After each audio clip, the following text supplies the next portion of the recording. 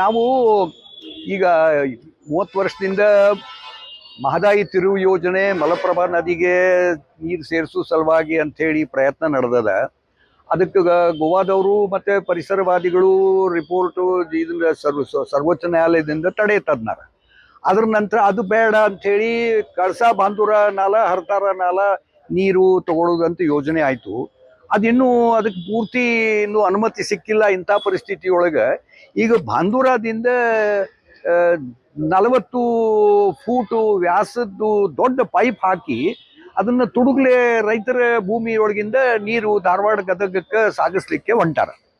ಇದಕ್ಕೆ ಯಾವುದೇ ಅನುಮತಿ ಇಲ್ದನೆ ಜಿಲ್ಲಾಧಿಕಾರಿಗಳ ಗಮನಕ್ಕೆ ತರದನೆ ಯಾರ ಅನುಮತಿ ಇಲ್ದನೆ ಈ ರೀತಿ ಮಾಡೋದು.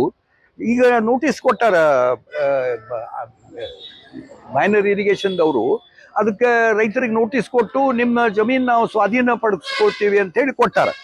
ಇದು ಬಹಳ ವಿಚಿತ್ರ ಪರಿಸ್ಥಿತಿ. ಇದು ಕಾನೂನು ಬಾಹ್ಯ. ಇಂಜಿನಿಯರಿಂಗ್ ಕೇಳಿದ್ರೆ ನನ್ನ ಹೆಸರು ಹೇಳ್ಬೇಡ್ರಿ, ಆದ್ರೆ ಏನಾಗಿದೆ ಅದು ಪರ್ಮಿಷನ್ ಆಮೇಲೆ ಸಿಗ್ತದೆ, ಖರೆ ನಾವು ಪೂರ್ವ ತಯಾರಿ ಮಾಡ್ಕೊಂಡಿರ್ಬೇಕು ಅಂದ್ರೆ ಅನುಕೂಲ ಆಗತ್ತಂತ. ಪರಿಸ್ಥಿತಿ ಏನದ, ಖಾನಾಪುರದೊಳಗೇನು ಕುಡಿಲಿಕ್ಕೆ ಜನರಿಗೆ ನೀರಿಲ್ಲ, ರೈತರಿಗೆ ನೀರಿಲ್ಲ. ಅಂಥದ್ರೊಳಗೆ ನೀವು ಪೈಪ್ಲೈನ್ ಅಂದ್ರೆ ಏನದು? ಮತ್ತು 40 ಫೂಟು ವ್ಯಾಸದ ಪೈಪ್ಲೈನ್ ಹಾಕಿ ನೀರು ಸಾಗಿಸಿಬಿಟ್ರೆ, ಮತ್ತು ಒಂದು ನಮಗೇನು ತಿಳಿದು ಬರ್ತದಪ್ಪ ಅಂದ್ರೆ ಇದು ಕುಡಿಯೋ ನೀರಿನ ಹೆಸರು ತಗೊಂಡು ಕೈಗಾರಿಕೆಗಳಿಗೆ ನೀರು ಕೊಡೋದು. ಆಗಲೇ ನಾವು ನಮ್ಮ ನೀರು ನಮ್ಮ ಹಕ್ಕು ಅಂತೇಳಿ ನಾವು ಘಟಪ್ರಭಾದಿಂದ ಹಿಡ್ಕಲ್ ಡ್ಯಾಮ್ನಿಂದ ನೀರು ಸಾಗಿಸ್ಲಿಕ್ಕೆ ಹೊಂಟಿದ್ರು ಧಾರವಾಡ ಇಂಡಸ್ಟ್ರಿ. ಅದನ್ನು ನಾವು ಈಗ ತಡೆ ಹಿಡಿದೀವಿ ತಾತ್ಕಾಲಿಕ. ಅದೇ ರೀತಿ ಇದು ಕೂಡ ನಾವು ತಹಸೀಲ್ದಾರಿಗೆ ಮೊನ್ನೆ ಖಾನಾಪುರದಲ್ಲಿ ಮೊನ್ನೆ ಸಭೆ ಮಾಡಿ ತಹಸೀಲ್ದಾರಿಗೆ ಕೊಟ್ವಿ. ಅವಾಗನೇ ನಿರ್ಧಾರ ಆಯ್ತು, ಜನ ಎಲ್ಲ ನಿರ್ಧಾರ ಮಾಡ್ಯಾರ.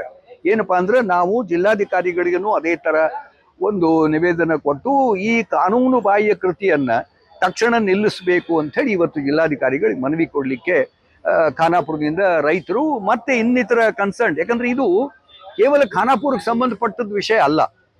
ಖಾನಾಪುರದ ಏನು ಕಾಡದ, ಅಲ್ಲಿ ಏನ್ ನೀರು ಬೀಳ್ತದ, ಮಳಿ ಬೀಳ್ತದ, ಆ ಕಾಡಿನಿಂದ ಅದು ಸುರಿದು ಬಂದು ಬಾಂಧೂರ ಮತ್ತು ಕಳಸದಿಂದ ಅದು ಮಲಪ್ರಭಾಕ್ಕೆ ಬಂದು ಮಲಪ್ರಭಾದಿಂದ ಅಣೆಕಟ್ಟಿನೊಳಗೆ 80% ನೀರು ಇಲ್ಲಿಂದ ಬರೋದು. ಇದನ್ನೇ ನಾವು ನಷ್ಟ ಮಾಡಿಬಿಟ್ರೆ ನಾಳೆ ಈ ಕಾಡು ಉಳಿಯುವುದಿಲ್ಲ. ಕಾಡು ಉಳಿಯುವುದಿಲ್ಲ ಅಂತಂದ್ರೆ ನಾಳೆ ನವಿಲ್ ತೀರ್ಥ ಅಣೆಕಟ್ಟಿನೊಳಗೆ ನೀರೇ ಬರೋದಿಲ್ಲ. ಆಮೇಲೆ ಏನ್ ಮಾಡೋರಿದ್ದೀರಿ ನೀವು? ಇದ್ರದ್ದು ಏನಾದ್ರೂ ಮುಂದಾಲೋಚನೆ ಮುಂದಿನ ಪೀಳಿಗೆಗಳಿಗೆ ಬೇಕೋ ಬೇಡೋ, ಇದ್ರ ಬಗ್ಗೆ ನಾವು ಆಗ್ಲೇ ಜಾಗರೂಕ ಆಗ್ಬೇಕು ಅಂತೇಳಿ. ಇವತ್ತಿನ ಒಂದು ಸಂತೋಷಕಾರಕ ಸುದ್ದಿ, ನಾವೆಲ್ಲ ಹೋರಾಟ ಮಾಡ್ತಾ ಇರೋದು 30 ವರ್ಷದಿಂದ.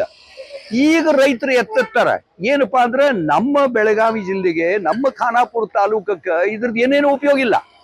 ಇದು ನೀರು ಇವರು ಕಡ್ಕೊಂಡು ಹೊಂಟಿರೋದು ಕಬ್ಬು ಬೆಳೆಯೋದಕ್ಕೆ ಮತ್ತು ಉದ್ಯೋಗಕ್ಕೆ. ಅದಕ್ಕೆ ಸರ್ಕಾರದ ಧೋರಣೆಯೊಳಗೆ ಕುಡಿಯುವ ನೀರು ಮೊದಲು, ಆಮೇಲೆ ಬಳಕೆಗೆ ನೀರು, ಆಮೇಲೆ ಕೃಷಿಗೆ, ಆಮೇಲೆ ಕಾಡಿಗೆ, ಆಮೇಲೆ ಉದ್ಯೋಗಕ್ಕಂತದ ಕೈಗಾರಿಕೆಗೆ.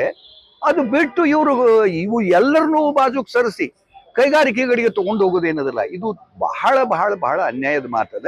ಇದನ್ನು ತಡೆಗಟ್ಟಬೇಕು ಅಂತ ಕೇಳಿ